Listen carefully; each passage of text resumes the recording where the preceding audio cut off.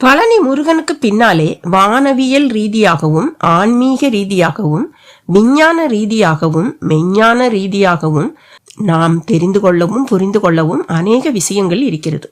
முதலில் ஏன் நவபாஷாணத்தில் சிலை செய்தார்?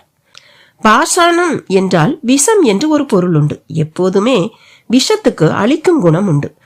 ஒரு மனிதன் விஷம் அருந்தினால் அவன் உயிர் இயக்கம் நின்று போய் அவன் உடலில் உள்ள அவ்வளவு உறுப்புகளும் செயலிழந்து செல்களும் இறந்து விடுகிறது. மருந்து என்பது இதற்கு நேர் எதிர். அது உயிர் இயக்கத்தை ஆரோக்கியமாக வைத்திருக்க உதவுவது. கூட்டி கழித்து பார்த்தால் மருந்தை விட விஷத்துக்கு அதிகம் சக்தி இருப்பதும் அதுவே எங்கும் மேலான ஆதிக்கம் செலுத்துவதையும் நாம் உணர முடியும். இப்படிப்பட்ட விஷத்தன்மை கொண்ட 9 விஷங்களை, அதாவது 9 பாஷாணங்களை குறிப்பிட்ட அளவில் ஒன்றாக கலக்கும் போது அங்கே 9 வித சக்திகள் ஒன்றாக இணைந்து ஒரு புதிய சக்தி உருவாகிறது. 9 பாஷாணம் என்பது 9 கிரகம். இந்த 9 கிரகத்தை ஒன்றுபடுத்தி 9 கிரகங்களும் இந்த ஒன்றுபட்ட சக்தி மேல் படும்போது ஒரு புத்துணர்வு பெறுவதாக சொல்வார்கள். அப்படி ஒரு புத்துணர்வை தரும் சக்தியாகத்தான் போகர் முருகனை வடிவமைத்தார். அந்த வடிவத்தையும் அவர் ஆண்டிக்கோலத்தில் அமைத்தார். சித்தர்கள் பார்வையில் அங்கே முருகனே ஆண்டியாக ஒரு சித்தனாக காட்சி தருகிறான். அதனால் அவனுக்கு சித்தநாதன் என்றும் ஒரு பெயர் உண்டு.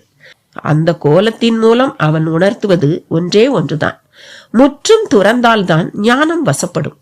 முற்றும் துறக்க 9 கோள்களின் துணை மிகவும் அவசியம். கோள்களின் மேலான ஆதிக்கம் ஒருவர் மேல் இருக்கும் போது எவ்வளவு முயன்றாலும் அவரால் துறவியாகி ஞானம் பெற முடியாது. அப்படிப்பட்டவரை கோள்களை அடக்கும் வல்லமை உள்ள ஒரு குருவால் மட்டுமே மீட்டு எடுக்க முடியும். அப்படி ஒரு வல்லமை உள்ள குருநாதனாக முருகன் இருக்கிறான் என்று கொள்ளலாம். அதனால்தான் பழனி முருகனுக்கு ராஜ அலங்காரம் என்று ஒன்று செய்து முருகன் ஞான குரு மட்டும் அல்ல, எல்லா நலன்களையும் அருள வல்லவன் என்றும் ஒரு நடைமுறையை உருவாக்கினார்.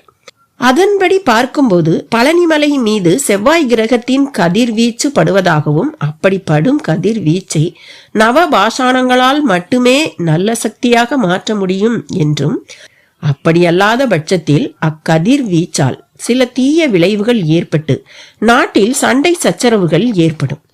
ஏனென்றால் செவ்வாய் கிரகம் வீரம், கோபம் ஆகியவற்றை தூண்டவும் அடக்கவும் காரணமான கிரகம். எனவேதான் தீர்க்க தரிசனத்தோடு போகர் நவபாஷாண முருகனை ஆண்டிக்கோலத்தில் வடிவமைத்து அதை பழனி மலை மேல் நிறுவினார் என்று சொல்வார்கள்.